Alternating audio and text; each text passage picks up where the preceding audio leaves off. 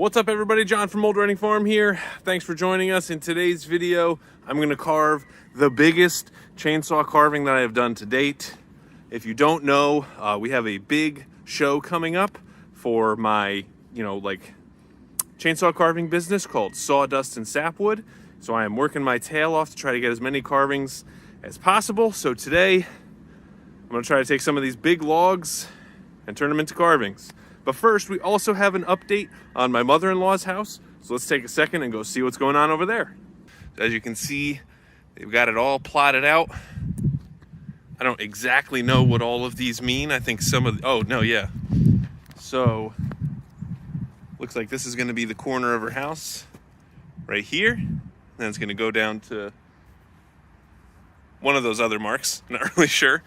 But they got it all figured out. I'm sure that there's probably going to be, the town is going to come by and verify all that, but got all of the equipment here and hopefully we start going soon. All right, so looks like they, not to throw any shade, looks like they took an early day.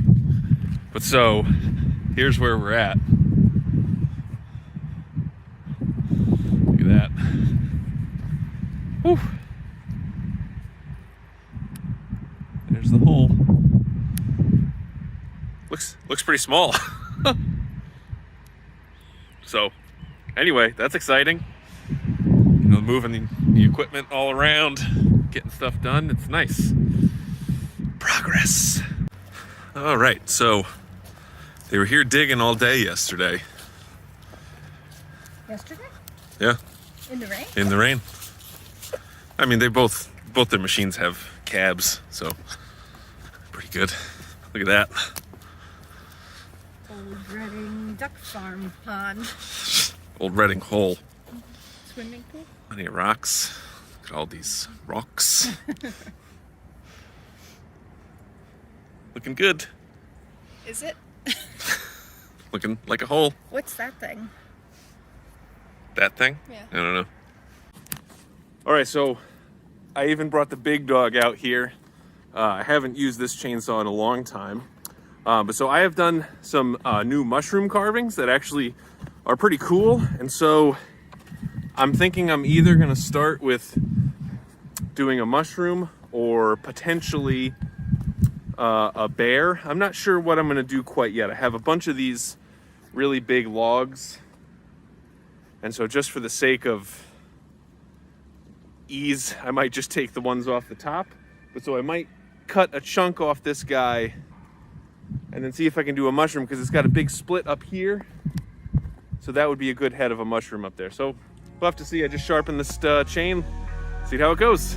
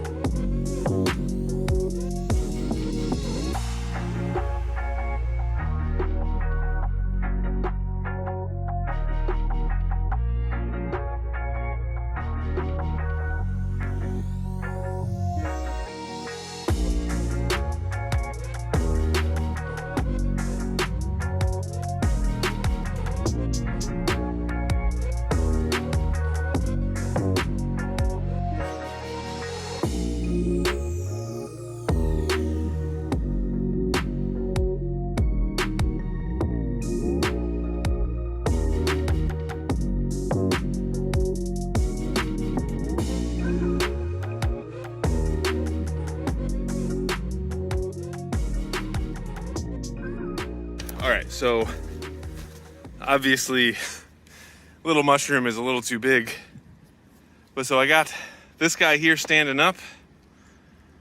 So I'm gonna take a look at him and see what I think is gonna be best, because I did another mushroom out of a log that was similar size to this. So maybe that'll be cool, or maybe I'll try my hand at a bear. I'm not sure. What time is it? Wow, that took a lot longer than I thought. So maybe I'll try to just get a couple mushrooms out of this, because the bear is going to take a lot longer, and I'm not that great at bears yet. So I'll check back in a minute. All right, so, woo, let me take those off. So, talk about sawdust sapwood, huh? So this is where we're at so far, and I know this kind of just looks like maybe an upside down onion bulb, but so this is going to be the base of the mushroom. So it took a lot to do, and I don't know if it's, so there's a lot of knots in this wood. So if you take a look right here, a knot right there, another big one over here. So those are really tough to cut through, and I'm probably not doing the best job of sharpening my saw just because I'm not that great at it yet. So, but now that I have this basically blocked out, or at least the bottom, I can go through and sort of curve it out. So what do I do there is, see where I have these sharp lines here? So I basically kind of just sort of cut a curve in there, because that's really all a circle is a bunch of lines, and the fewer lines you have, the better. So it's like you start off big and blocky, and then you cut angles, and you cut angles, and you cut angles until you have a circle. You'll see in a little bit. So here we go. I just went through this whole thing and wasn't filming. But anyway, so you can see this is much more rounded now. I went over with the saw and smoothed everything out. As smooth as it'll probably be for now anyway. But so what they say when you're making these sorts of mushrooms is that it's easier to do the bottom first. So this is going to be the bottom. This is going to where it's going to sit on the ground right here. And the top part's going to be down over here. And the reason why you do this is because then you have access to this part to make the little ribs if you want to, or whatever, texturize this, and just basically work on this before you flip it over. So now what I'm going to do is probably do some work in here, add the little ribs. You can see there's some, as I just breathed in that sawdust, there's some little like level differences, so I'll clean all that up. And I'll use my small saw now to just get in there and clean it up. So, man, I'm tired. And it is a little chilly today, but I'm excited. Let's keep going.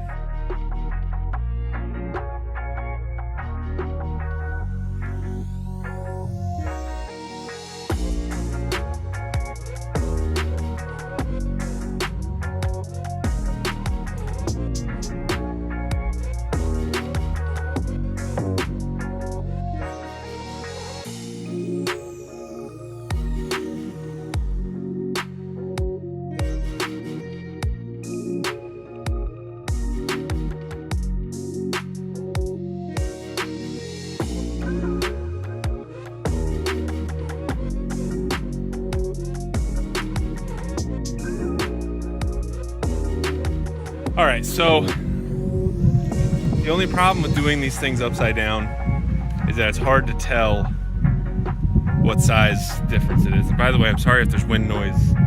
There could be the smallest amount of wind, and for some reason this phone picks it up like crazy. But so, to me, I think the base is a little bit big for the top, because I think the top is going to be a little bit too small. But gonna have to crack into it and see how it goes. All right, so this is not coming out the way I originally intended, but that's okay. So usually I would want this portion to be much skinnier and then this portion to be much bigger, because that's more proportional to a mushroom. But I think what I'm gonna do with this one, because usually I just do a pretty standard, like, you know, curved top, but maybe I'll try to do like a little bit of a concave, like a little swoop, and then another swoop, like a bell curve almost on top. So I think that's what I'm going to try to do, although I got to get back to work right now. I was just doing this on my lunch break, so check back with you in the afternoon. All right, so I'm actually now pretty happy with how this came out. And again, I apologize if there's any wind. It seems to have picked up a little bit. So yeah, this is my big giant mushroom. You know, I ended up with one like relief cut right here that I'm not thrilled about, but I think it just kind of is what it is. It doesn't really matter. It's one of those things you got to be careful when you're cutting with a chainsaw. But overall, I think this has come out pretty damn well. I ended up going with just a straight dome shape on the top, and then I just cut some out of the bottom. So what I realized, especially over the past, you know, few months that I've been chainsaw carving, is that there's I mean, there's a million ways to chainsaw carve, but there's really two ways to make shapes. There's,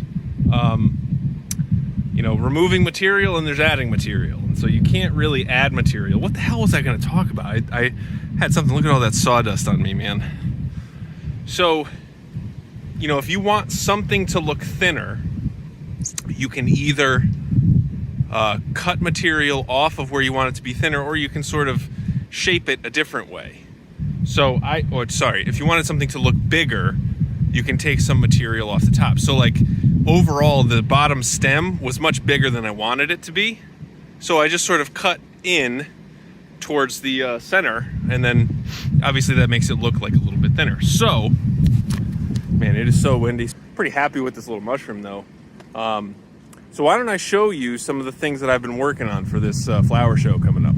So I did some organizing, and so these are the things that I'm going to use for garden signs. And I made these thicker ones. These I think are 2.5 inches. I might try to use for like tea light holders or something. But so I got these little interesting cookies. It's interesting. So this is black walnut, and the center's like turning green. But now that I have the planer, I can run these through the planer and get this real nice and smooth. And then make a sign that says like, somebody, I forget who, and I'm terribly sorry, but had the great idea of making it like Grandma's Garden or something like that. Something generic, which will be much better. I can also offer some customization options, but having those there, somebody's bound to take them home. So these are the other mushrooms that I have. I actually have a couple more in the house. I got a good amount of mushrooms.